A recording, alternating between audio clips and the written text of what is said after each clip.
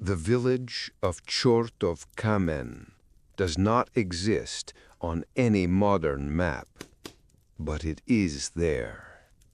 3 people went in. They disappeared. Only one came back. This is his story. Colonel Kharlamov had served at the Dubovka District Police Station for nearly 50 years. Not years, decades. His face had become part of the building itself, worn, solid, always there. Young officers used to say the same thing about him. Kharlamov has always been here, like the walls, like the desk, like the faded map in the hallway that nobody ever updated. The building was old, built in the 50s. Gray brick, narrow windows, creaking floorboards. But it was kept clean. The geranium on the duty officer's windowsill was watered every Friday without fail. Even the cracked linoleum in the hallway was mopped every single morning. Order. That was the one thing they could control. Kharlamov's office faced east.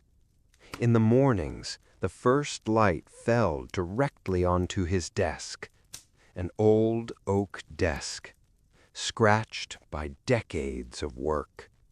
He knew every mark on that surface.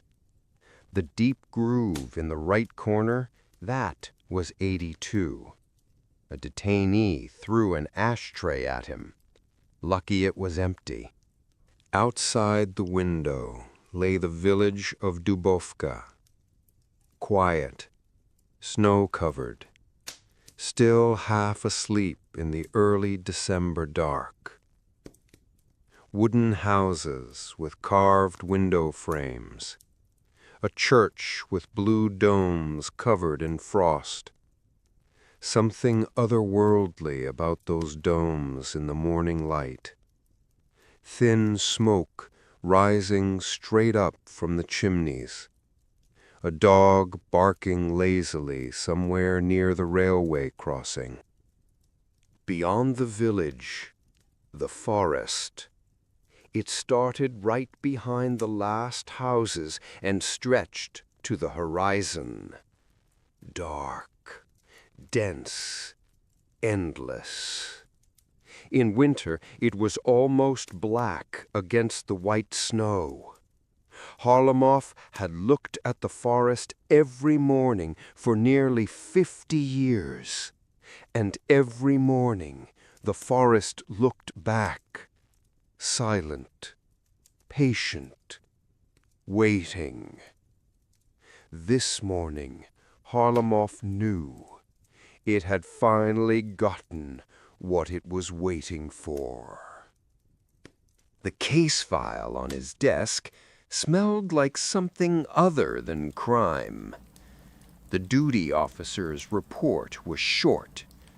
Ranger Tomash, 40 years old, found 10 kilometers from the nearest road. No backpack, no food, no boots. Wearing white clothes that weren't his, in a state of shock. 3 tourists who had gone into the deep forest with him 5 days ago, not found. They brought Tomash to the interview room before dawn. Kharlamov stepped in and stopped at the door. He looked at the man. The man stared at the wall. Broad shoulders, strong build, someone used to hard physical work. But right now that body looked broken from the inside. Shoulders down, hands on the table, fingers trembling slightly, dark hollows under his eyes. Kharlamov had seen that look before, on people who had survived disasters. On people who had seen something that doesn't fit into an ordinary human life. Empty eyes, and at the same time, full of something unbearable. Tomash was not faking. Kharlamov was certain of that. The clothes on him were not his. White, hospital issue. His own clothes were never found. Not a single piece. No boots either. His feet were wrapped in bandages. Frostbite. How he had walked through the winter forest barefoot and survived, the doctors had no answer. Kharlamov sat down across from him, took out a clean sheet of paper, said nothing for a moment, then asked quietly, "Do you want a cigarette?" The man slowly turned his head. Something alive flickered in his eyes. He nodded. Kharlamov pushed the pack across the table.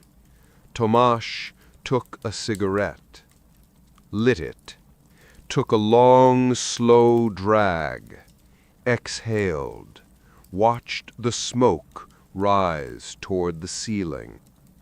"You won't believe me," he said. "Tell me," Kharlamov answered. "I'll decide for myself." Tomash put out the cigarette, looked at his hands, then raised his eyes. "All right," he said. "Listen." They arrived in early December. I first heard about them from Ivanovna, the woman who ran our local guest house. About 50 years old, big personality, loud laugh, warm, the kind of person who makes any room feel less cold. She knew every guest by name going back 30 years.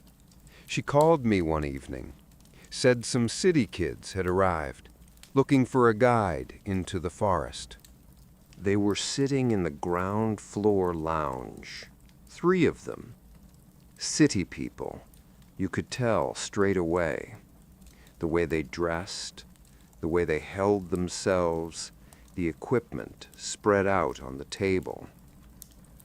Anton was tall, blue jacket, a mop of light curly hair.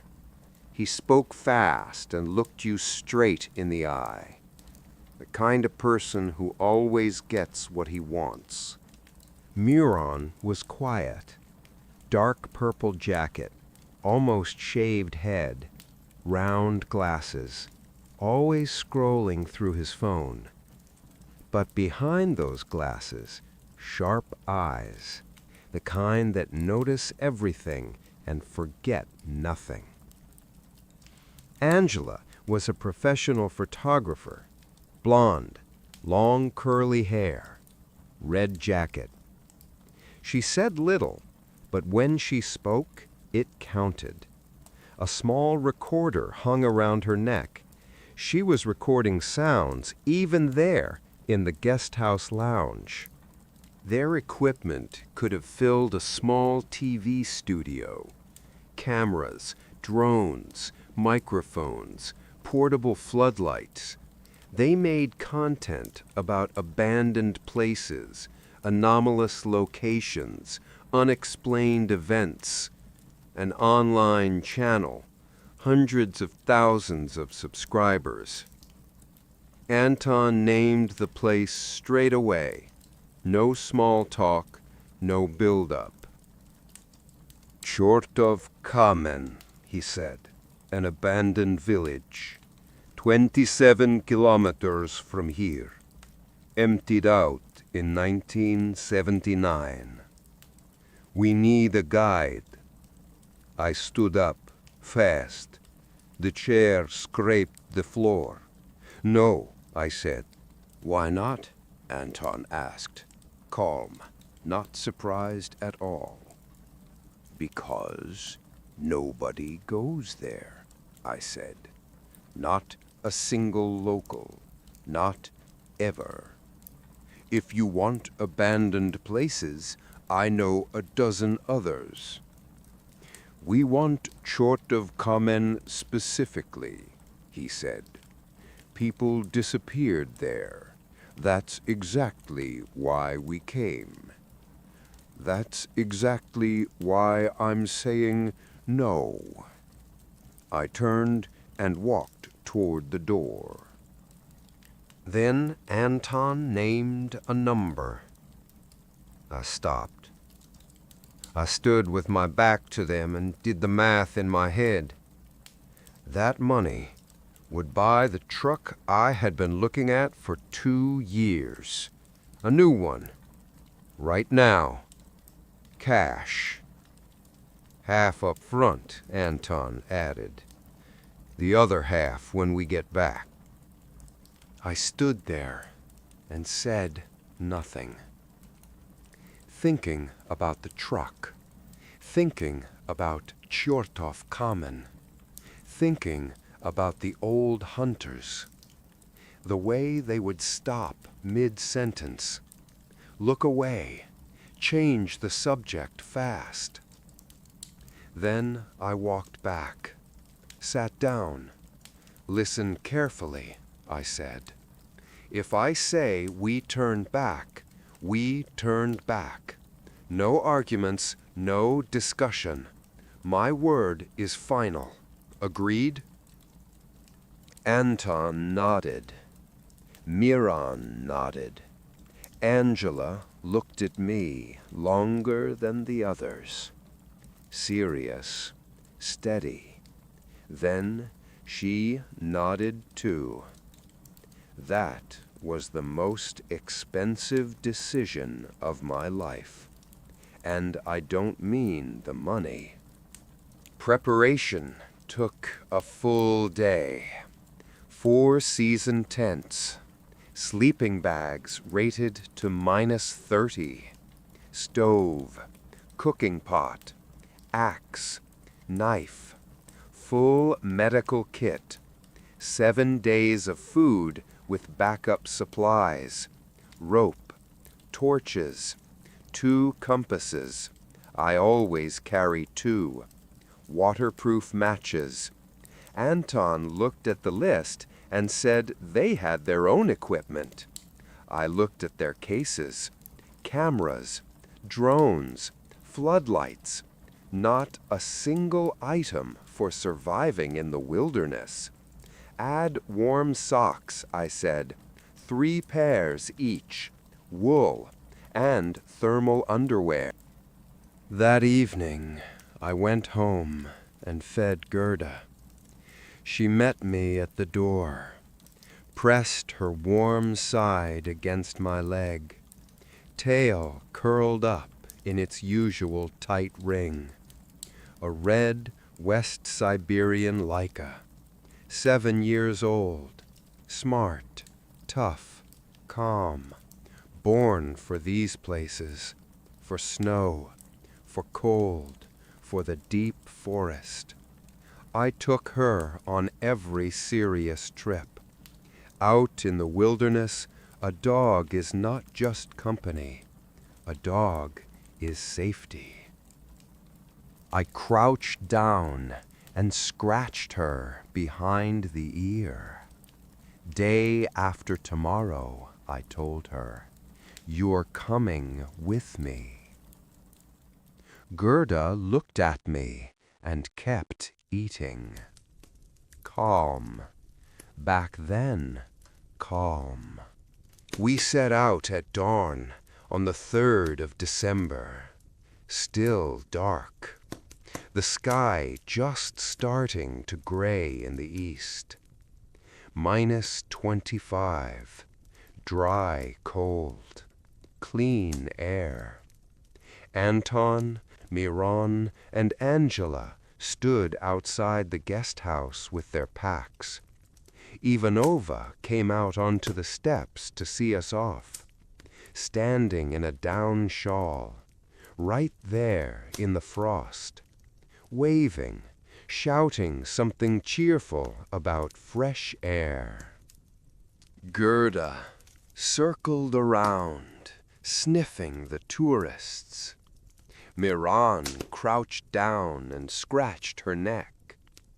Angela switched on her recorder. She captured the first sounds of the day. Snow crunching underfoot. A distant dog barking. The crack of frost in the air. We moved out. The village shrank behind us, then disappeared around a bend. Ahead, the forest. The forest met us with silence and cold. Real silence. Dense, heavy, alive. The creak of tree trunks in the frost. The distant knock of a woodpecker. High up in the old pine crowns, nutcrackers darted from branch to branch. Busy, noisy, completely indifferent to us. The pines here were magnificent. Tall, broad-crowned, reddish bark on the trunks, almost amber where the low morning light caught it. Snow lay in a clean, unbroken layer. The first sunlight cut through the trunks at an angle, long golden strips in blue shadow. It was beautiful enough that Angela stopped every 10 minutes to shoot.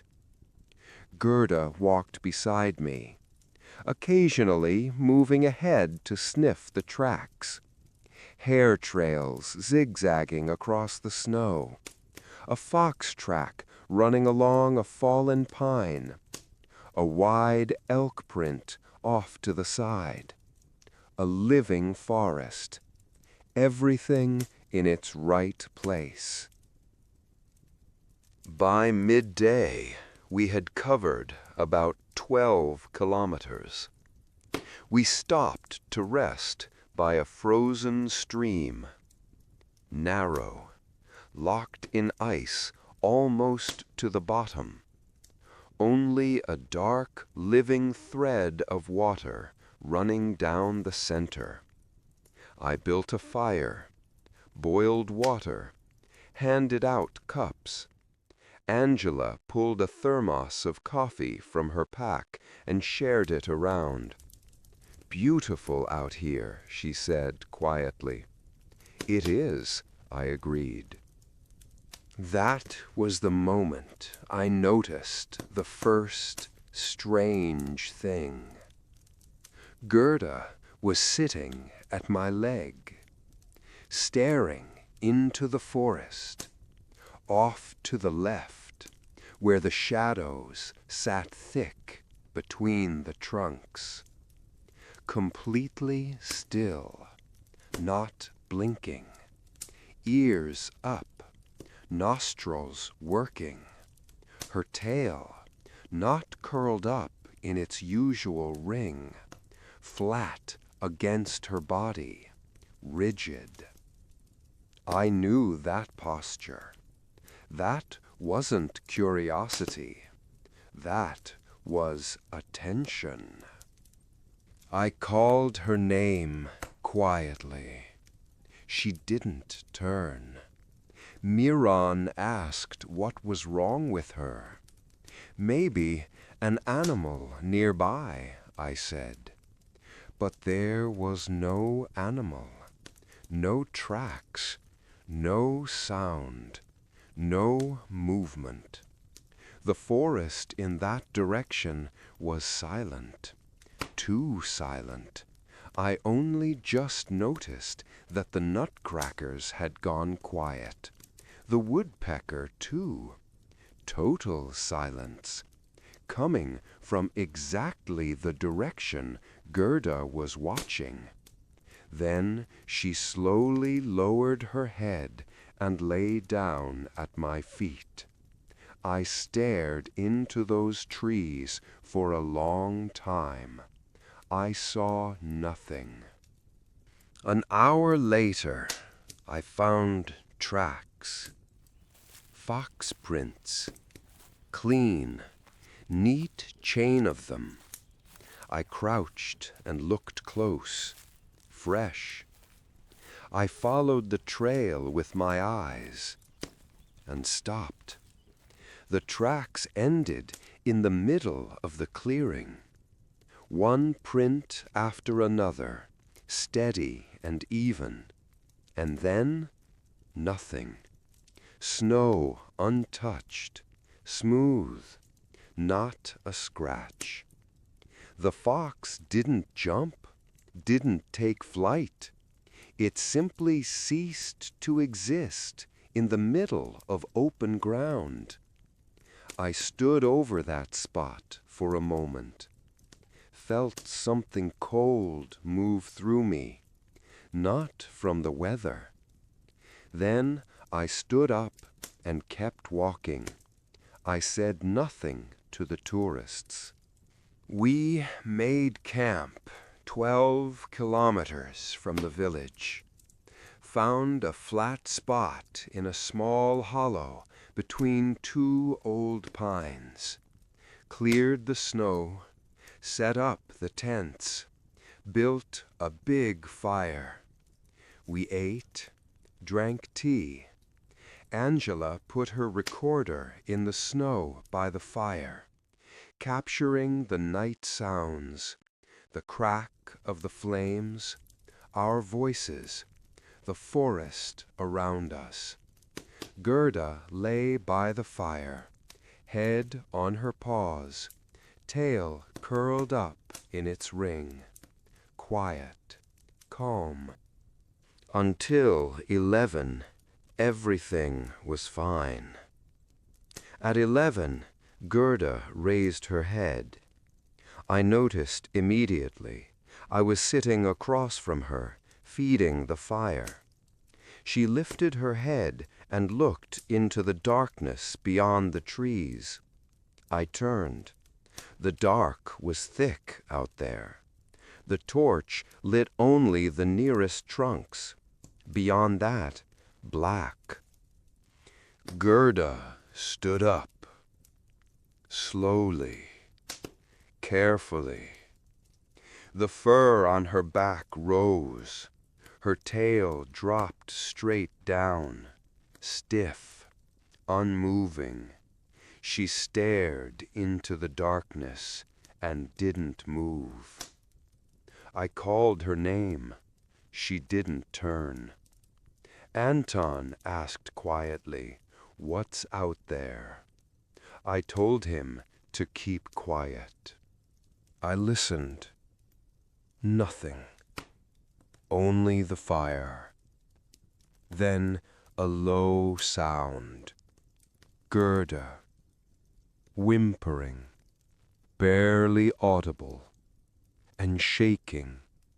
Trembling all over. I had never seen her like that. Not once in 7 years. She had faced animals without fear, walked through any blizzard, and now she stood there shaking, tail down. "Gerda, come here," I said. She backed away, eyes still locked on the dark, found the tent opening and slipped inside. We looked at each other. "Maybe a wolf," Moran said. "Lycas don't fear wolves," I answered. We sat by the fire for a long time after that, listening. The forest said nothing. Nothing happened, but Gerda did not come out of the tent until morning. In the morning, the snow around the camp was untouched. No tracks, nothing. The village appeared without warning. We were moving through thinning trees when they parted, and ahead of us opened a large, flat clearing, snow-covered, still, and in it, houses. I stopped. The tourists stopped beside me. For a few seconds, nobody spoke. Chortov Kamen. The first thing I felt was the silence. Not the ordinary silence of an abandoned place. Not wind through empty windows, not creaking boards. Something else. Absolute. The kind where your ears start to feel it as pressure. As if someone had pulled all the sound out of the air and sealed it shut from the outside. I took a few steps. The snow made no sound under my boots. None at all. Miron stamped his foot. Nothing. Angela raised her recorder.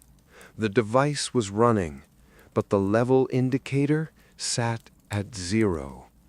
Absolute 0, like being inside a vacuum.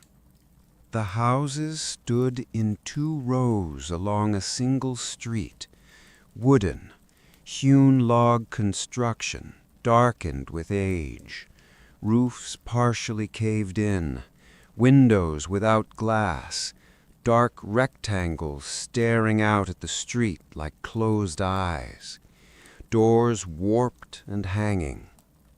Between the houses, young birch trees had grown up, 30, maybe 40 years old, exactly as long as the village had been empty.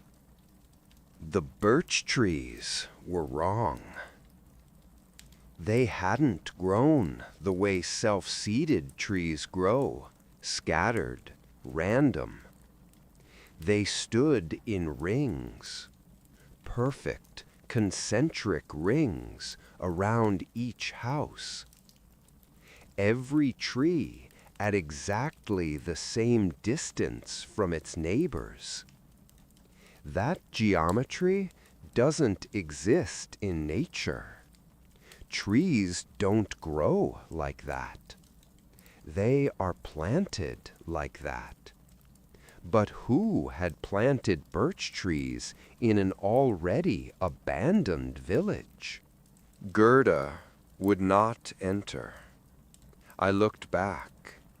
She was standing at the edge of the clearing, right where the forest ended, tail down, ears flat, staring at the village, not moving.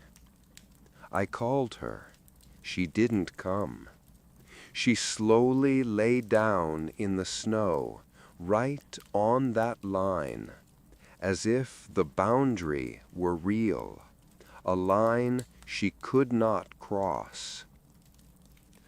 We started going through the houses. The first one, a single room. Stove with the door hanging open. Table by the window. On the table, a bowl with something gray and moldy. A wooden spoon beside it. An overturned chair. Broken cup on the floor. On the bed, a crumpled blanket, like someone got up and just left. Everything coated in dust. Cobwebs in the corners. People had left everything exactly as it was. The second house, a foot-pedal sewing machine, a piece of fabric beside it with a half-finished seam. Small children's boots by the doorway, worn down, well used. A wooden toy horse on a shelf, paint mostly gone. Angela photographed, slowly, methodically. Sometimes she lowered the camera and just stood there. In the third house, I saw the walls. Patterns, covering all 4 walls from floor to ceiling. Carved into the wood with something sharp. Deep, clean lines. Not pictures, not letters. Angular, repeating symbols. Interlocking spirals. Concentric circles with rays spreading out. "What is this?" asked quietly. "Protection," I said. "Someone trying to seal something out." "From what?" Miran asked. I didn't answer. I didn't know. In the fourth house, Anton found a set table, plates, bowls, cups, bread in a wicker basket, potatoes in a cast iron pot. Everything looked like a meal about to be reheated. I leaned over the bread. It wasn't stone hard the way 40-year-old bread should be. It looked like it had been baked yesterday. Not soft, but it didn't crumble to dust either. "This can't be right," Miran said. No, I agreed. It can't. Angela asked everyone to be quiet. She raised the recorder. We stood in the silence. Then, from somewhere, not this house, maybe the next one, maybe from the air itself, a sound, quiet, indistinct, voices. They were everyday sounds, the most ordinary sounds in the world. Someone talking, not words, just tone, soft, domestic, a dish clinking, a floorboard creaking, one step, a child's laugh, quick, light, cut short, then something falling and rolling across a wooden floor. A living village. An ordinary evening in a living village. But around us, only empty houses with dust on the windowsills. We walked outside. The sounds continued, coming from everywhere at once. Every house, the air itself. Anton switched on his camera. Miran pulled out his recorder. Angela stood completely still, eyes closed, just listening. "Someone hid speakers out here," Anton said. "This is a recording." "Who?" I asked quietly. He didn't answer, because there is nobody to hide speakers in a village nobody has visited for 40 years. Then the equipment started dying. Miran's camera beeped and went dark. He swapped in a spare battery, full, charged the night before. Camera didn't start. He pulled a second one from a sealed case. Same result. Then Angela's recorder went dead. Then the camera. Then all three of their phones at the same moment, a few seconds apart, showed zero charge and shut off. I pulled out my mechanical compass. Old, Soviet-made, needs no battery. Looked at the needle. It was swinging wildly. Left, right, left again, as if north had simply disappeared. "We're leaving," I said, "right now." "Wait," Anton said. "We just found exactly what we came for." "Anton, do you remember our agreement?" He went quiet, then nodded. terrifying.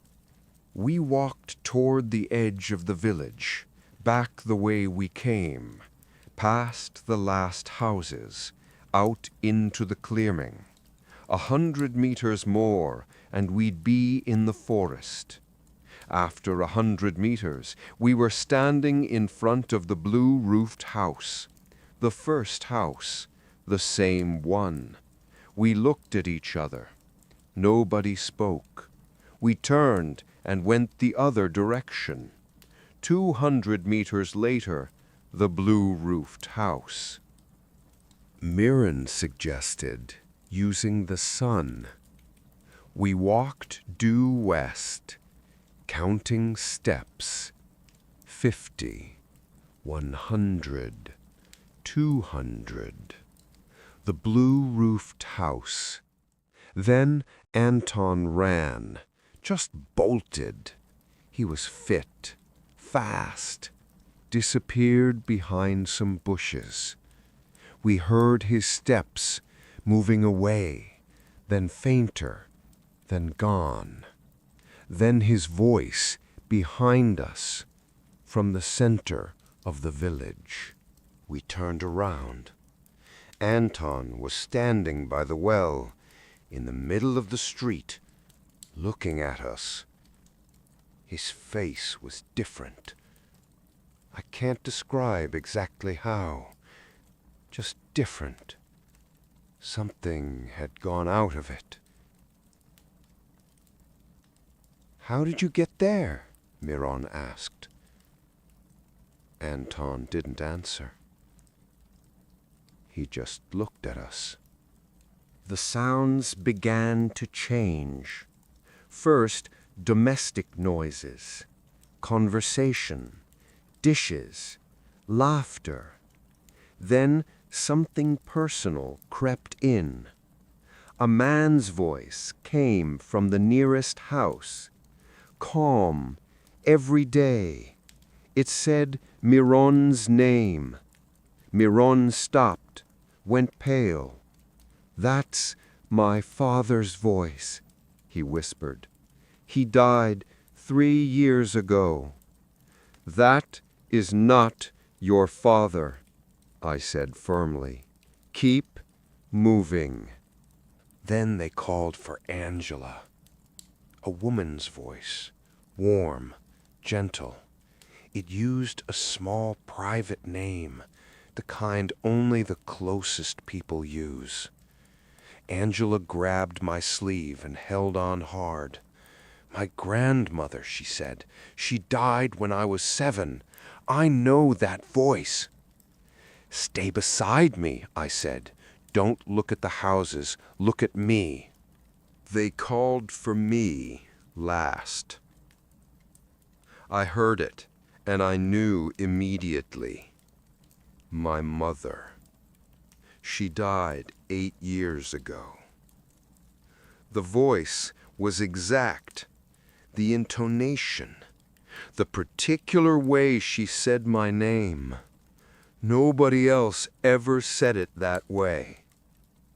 I closed my eyes, clenched my teeth, took 3 steps back, opened my eyes. "We need to leave," I said. "All of us. Now. We don't listen. We don't answer. We walk." I took Angela's hand. She took Miron's hand. Miron took Anton's hand. Anton moved like a puppet. We walked. The village kept folding back on itself. The blue-roofed house again and again. The voices grew louder, not shouting, just closer. I thought only about my steps, left, right, left, right. Then Myron stopped. "He says, I need to go into that house," Myron said, his voice strange and quiet. "He says he's waiting there." "Myron," I said, "your father is dead. That is not him. I know, Myron answered, but it's his voice. And he stepped away. I couldn't hold him. Miron walked into the house with the carved walls. The door closed without a sound. I threw myself at the door and pushed it open. Empty room. Dust undisturbed on the floor. Carvings on the walls. Nobody. I called his name, searched that house, searched the ones beside it. Miron was gone. Angela cried out, then went silent. I turned. She was standing, staring at something, lips moving without sound. Then she took a step, another, a third, like a sleepwalker. I ran to her and grabbed her shoulders. She looked at me, eyes open, empty. Then, for just a fraction of a second, recognition, fear. Between one moment and the next, she was gone. I was holding empty air. Anton had gone before that. I hadn't noticed when. I was alone. The voices called only for me now. All of them, at once, from every direction. My mother, my grandfather, a friend who died in an accident, and then something that wasn't pretending to be a voice anymore. Just a sound, low, vibrating in the bones. I sat down in the snow, right in the middle of the street, pressed my palms over my ears, closed my eyes, sat there and didn't move. I don't know how long. Then I opened my eyes. In front of me, the way out of the village, just like that. The edge of the clearing, the forest. As if something had decided enough and opened a door. I stood up and walked. Not ran, walked, slow, without looking back. At the edge of the clearing, Gerda was waiting. She was lying exactly where I had left her. When I stepped out, she rose and pressed her whole body against my leg. Her tail slowly began to curl up again, for the first time since we'd arrived. I reached down and found her warm red ear. Then I walked toward the village. Gerda walked beside me. I never looked back, not once. Tomash went quiet. The cigarette had burned out in the ashtray long ago. The room was still.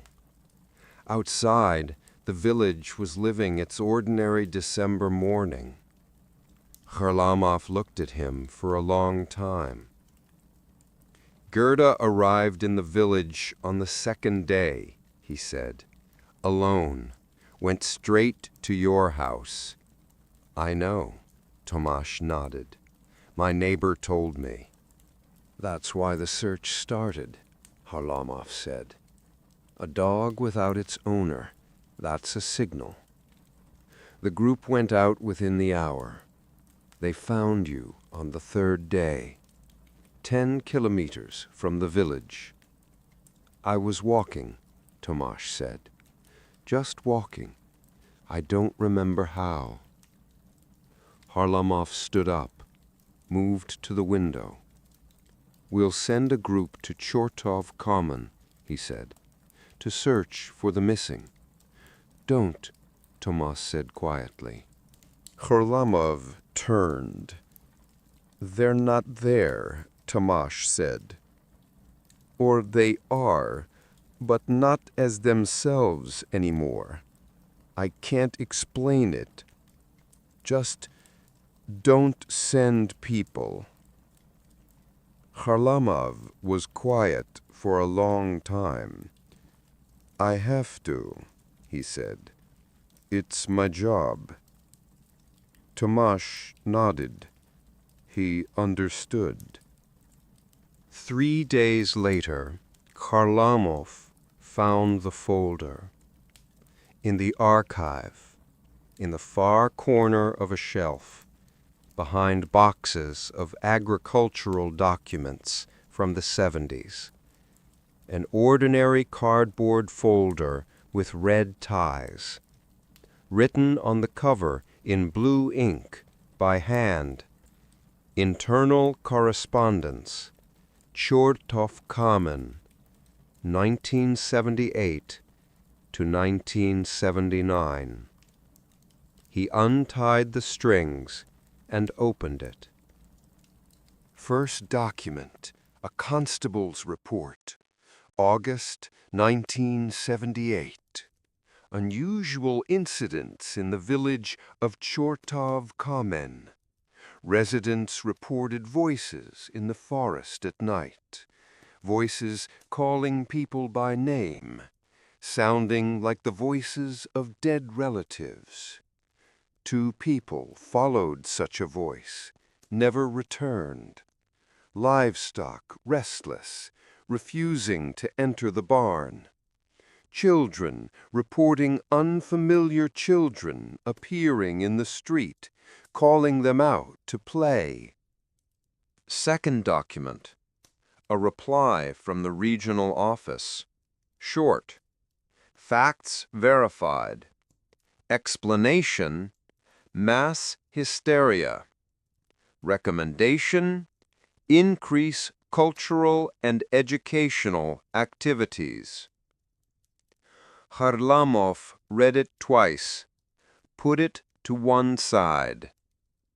The third document, a letter from the village elder, October 1978. The handwriting was shaking. Rushed. I am requesting immediate evacuation. 7 people have disappeared, including 2 children. The remaining residents sleep in the community hall. They are afraid to return to their homes. An old Ivink man came to the village, said he was the keeper of these lands. He said the village stands on a thin place, on the border between the world of the living and those who have passed on. He said the voices are the dead, looking among the living for someone who will answer, someone who will give them a way through. He said that anyone who answers opens the door. He said the carvings on the walls help. They seal the houses. The Evenki offered to perform a closing ritual to seal the place. We refused. We were afraid. Now, I regret it. I am asking for immediate help. Fourth document, a note. A torn piece of squared notebook paper. No date. No name. Large handwriting. A child's handwriting. Red pencil. They are calling us. Do not answer them. Whoever answers goes away. We draw signs on the walls so they cannot come inside. It helps a little. Leave this place. Leave quickly." Kharlamov looked at that note for a long time, at the red pencil, at the child's large, careful handwriting, at those simple and terrible words, "Do not answer them."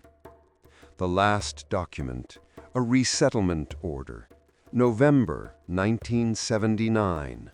Stamps, signatures, reason given, unprofitable, too remote from roads. No mention of the missing people. No mention of the event. The folder was filed, closed, put away. The search group returned the next day. They found the camp, the remains of a fire, abandoned backpacks, cases of equipment. They found the village, empty, silent. Houses, belongings, carved walls, the house with the set table. They did not find Anton. They did not find Miron. They did not find Angela. No traces. Nothing. The case was filed as missing persons.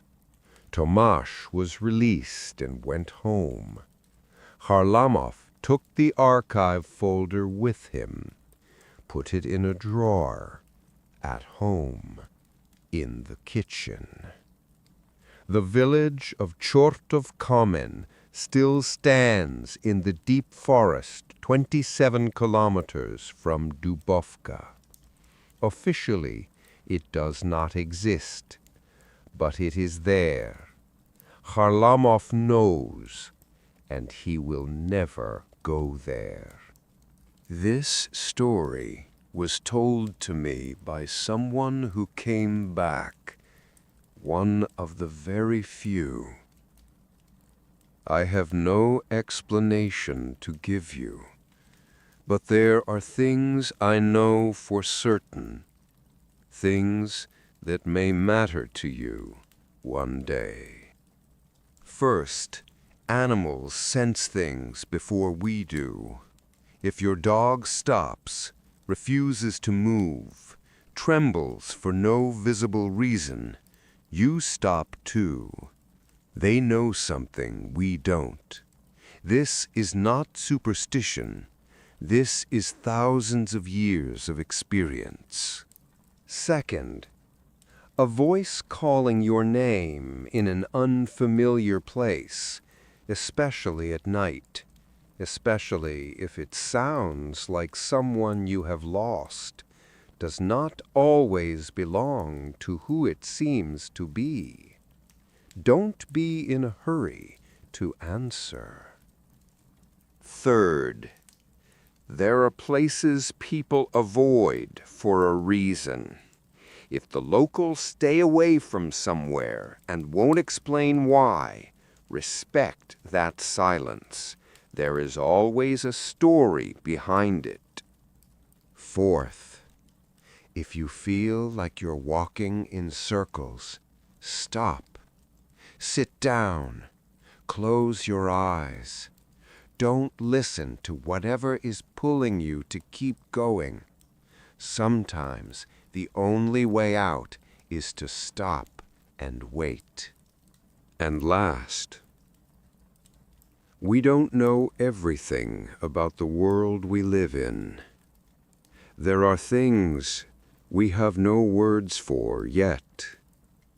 That doesn't mean they aren't there.